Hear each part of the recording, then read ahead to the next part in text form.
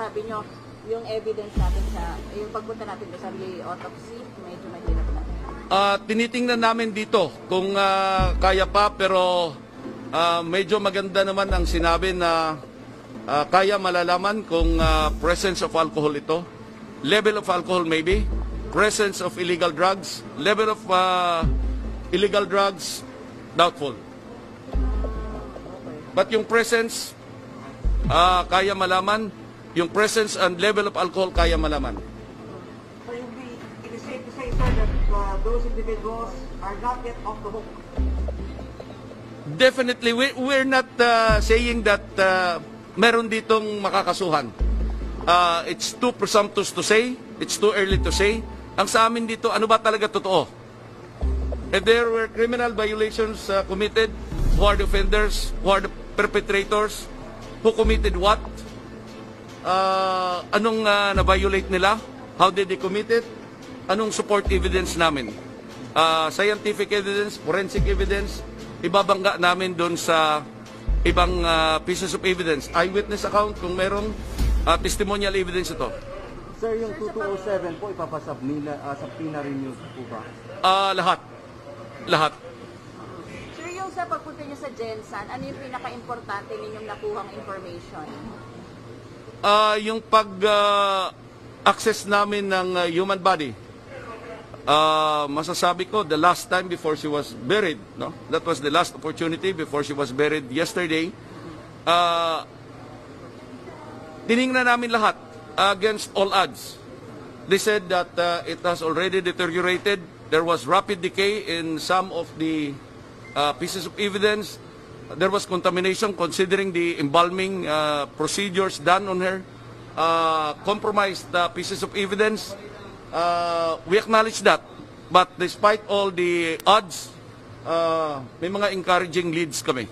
Like, ilang percent, sir, doon sa investigation makakatulong yung nakuha nyo sa Gensan? 20% o malaki bang percent? Sa investigation? Opo. I would say around 80%. Wow. Makakatulong ito sa investigation. Despite all the odds. Despite all the odds, we're doing everything nakakayanin ng ating forensic laboratories. Sir, SOJ described PNP's investigation as not thorough. Sir, how will you describe NBI's investigation? Well, professional, without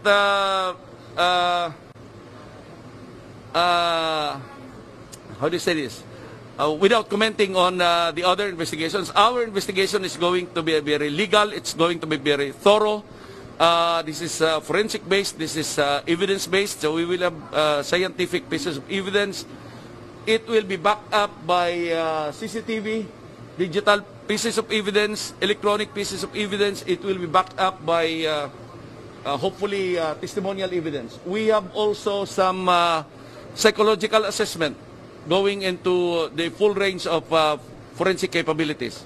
Sir, may nakita kayong suka doon sa crime scene before. Is it essential na or wala, meron pa ba mabibigat doon? It's still being processed sa laboratory. We are doing test runs. We are doing primary screenings, but everything is subject to confirmatory tests. Sa lahat ng nakuha niyong ebidensya, anong pinaka-useful po? I mean, pinaka-essential doon sa nakuha niyo? Significant? I cannot say for now, but I rest assure the public that we have very encouraging leads.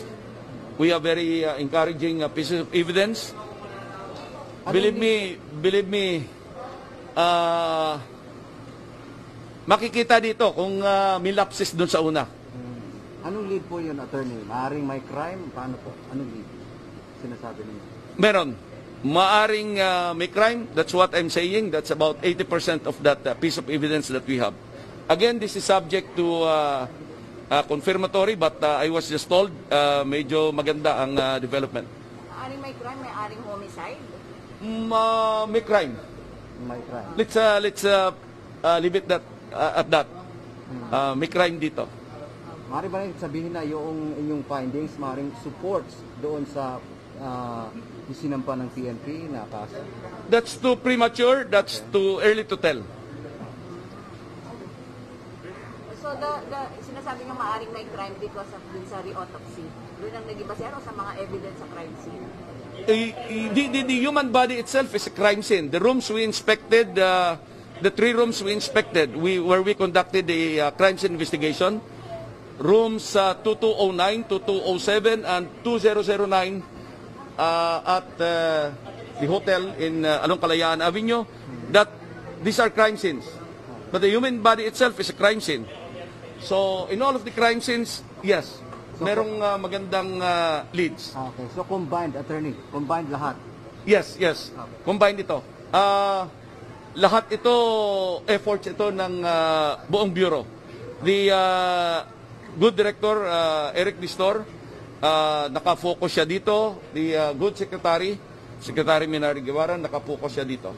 Yung sinasabi niyong lead na at saka krimen po to, meron po ba tinuturo na possible na ilan ang involved dito? Kung krimen po siya? We cannot say for now. We cannot say for now.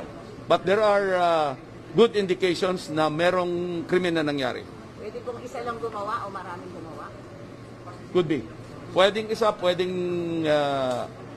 more than one. Sir, last na lang panawagan niyo sa mga hindi sumipot ngayon. Panawagan ninyo. We respect your right, but we would appreciate it if you can cooperate in this investigation. If you want to clear your name, come with your lawyer. You will have the full protection of the NBI. We will make sure that everything will be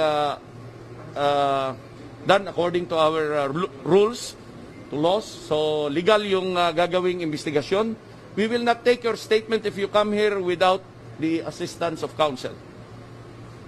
This afternoon, I understand the counsels appeared for the clients, but we would rather that they appear with their clients. We would appreciate that very much. Thank you. Sir, clarificatory. Kunwari nagpadala lang sila ng statement. Papadala lang sa lawyer. Mas gusto namin question and answer form. When the agent can ask the person himself, assisted by the counsel. Sir, other important matters. Mukhang nagsampa raw ang NBI this morning ng kaso ulit sa ilang PhilHealth at dating PhilHealth officials and present PhilHealth officials. Sir, bukas na yun. Bukas na kasi meron din kaming i-press doon bukas. Parang meron kayong bangko. Siguro 11, meron kaming rescue operations sa Attendant. So maybe tomorrow with our filing doon sa PhilHealth. Yes, sir. Attorney, may sinasabi ang PNP resolved, unsolved. Paano nyo classify yun sa inyo? Ano yun, sir? Yung may PNP kasi, solved daw, mayroong resolved.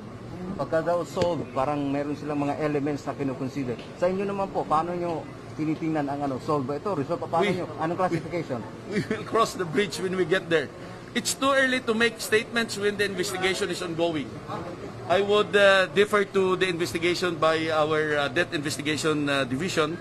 And we would rather make a clear statement when this is already concluded.